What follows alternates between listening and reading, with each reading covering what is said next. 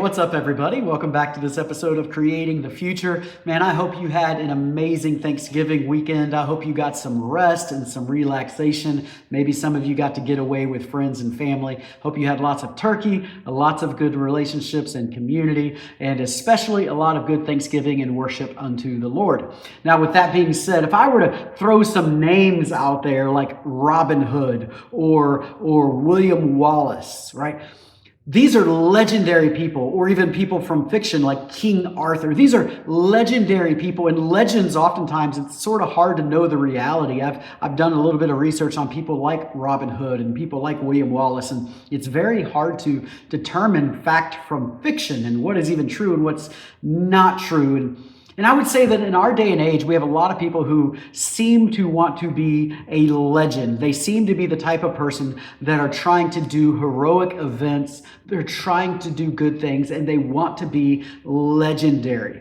But when I think about Thanksgiving and when I think about the weekend that some of you just had, the truth is that there's a lot of people that you were around that were less concerned with being a legend, and they were far more concerned with their legacy. In fact, you might have had a grandma or a grandfather or an aunt or an uncle or somebody who raised you or had a significant part in your life. And I think every one of us longs to be that type of person, that you're not just a legend, you're actually the type of person who longs to be significant to somebody else, to live a life of significance. And it's interesting because legendary people, the people that sometimes do these great things that you talk about or sing praises about, the William Wallaces and Robin Hoods or King Arthur of the story, these type of people are typically the people that are a little bit more insider focused in what I can become. Legacy people, instead of focusing inside, they actually focus outside. They focus on what I can help you become. In fact, one of the things that I try to say a lot, and I probably said to some of you who are watching this video, is in meetings, I say, your potential is my mission. Because my life exists to be able to get the greatest potential out of you. That's why I believe God put me on this earth. But it can't be all about me. And we live in a society that's really all about me in a lot of ways. In fact, we've been taught that from the time we're little. And so it's created a very selfish society. And everything from social media nowadays to video games and the easy access to everything I want and exactly the way I want it, right? The BK, have it your way kind of personality or kind of idea, that permeates our souls from the time we're young and makes the world all about me. Which is crazy because there is no love your neighbor as yourself. There is no care for them within our society as much. And we're quickly getting into this selfish society, which I would argue is maybe a little bit more based on a legend kind of way and less about becoming a person of legacy. But yet Thanksgiving will remind us that we need to have a legacy. And in fact, there's a book that was written called The Selfish Society, How We All Forgot to Love One Another and Made Money Instead. It's a book by a lady by the name of Sue Gerhardt that literally studies our society and how selfish we are. But you don't want to be that way, and I don't want to be that way. So let's talk about that for a second. Malcolm Forbes says, people who matter the most are aware that everyone else does too. We have to be that kind of person. If you want to be the one who truly matters, you got to be aware that everybody else matters. And a legacy person doesn't say, what's in it for me? They say, what can I do for others? And if I want to live a life of significance, I want to live a life that matters, then I must start valuing other people, not just my own selfish desires. I have to live selfless, not selfish. And I will remind you that significance and selfishness cannot go together. Now, when we get into biblical passages and spirit-filled faith and understanding the first century Jews and the Bible as it was written, you have to understand that the Roman culture was extremely, extremely selfish. In fact, they looked at things like compassion and mercy.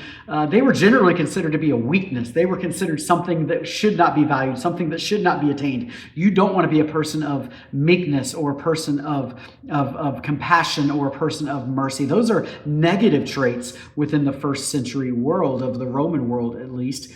And when Christianity came around and the teachings of Jesus and these new believers, it was radically, radically different than that. It was the Christians who started, the first orphanages, the first hospitals, the first schools, the first like public hospitals, I should say. It was the Christians who started these things, and that caused all kinds of contrast between these different worlds coming together. And one of the things that Christians started doing early, which was a little bit of an anomaly in that first century in the Roman era, was that they started taking collections and giving to those who are in need. Why? Because it wasn't just about me, it was about we. Significance and selfishness cannot go together. So it's not a selfish, me-centered, toddler version of American society. It's a Christian version of going, I'm not going to be the center of everything. I'm going to help others, which is why John wrote in 1 John chapter 3, verse 17 and 18, and he wrote and said this: if anyone has material possessions and sees a brother or sister in need,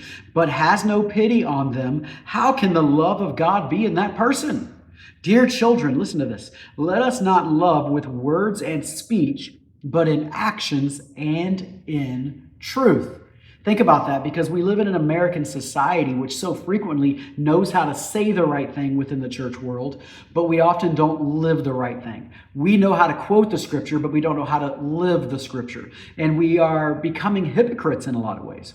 And one of those areas that is demonstrated is just the way we give. Because first century, the Christians were giving. They had nothing, but yet they were giving and taking collections for the poor in other areas. You actually see that in the book of Acts, where Paul is taking money to the church in Jerusalem. You see that in multiple places in the New Testament. And we get to be a part of something like that, because this Sunday at Arise, we have our One Day to Change the World offering, where we encourage you to give at least one day's wage towards what we refer to as legacy giving. It's kind of like missions giving for the most part, but included in that is things like benevolence for people inside of our church, because we believe that people that are committed and part of our church, when they fall on hard times, as best as we can, we want to support them and help them financially. And so some of it's benevolence, some of it's local community things like ECHO, the emergency care and help organization, or Hope for Her, these women's organizations that help battered women. There's all kinds of local community things that we partner with and get involved with.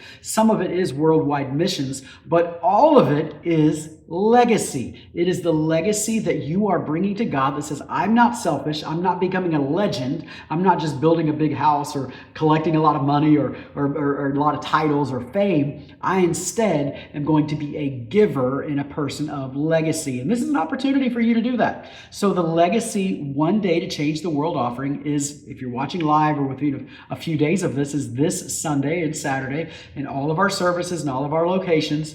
And we're just challenging you to give one day's wage at least. Now, some you won't be able to do that. That's okay. Some can do much more than one day's wage, and that's a wonderful thing as well. But ultimately, we want you to hear from God in your own heart and defeat the American selfish legend type mentality, and instead replace it with a selfless life of significance in a life of being a person of legacy. And so we just encourage you to do that. So prayerfully consider that. And even in this podcast in general, I would encourage you to prayerfully consider how you can live a life of legacy, not just become a legend. What can you do to benefit others, not just benefit yourself? Because you'll find that's where true life begins. And that's where the Christian life always has been taking us.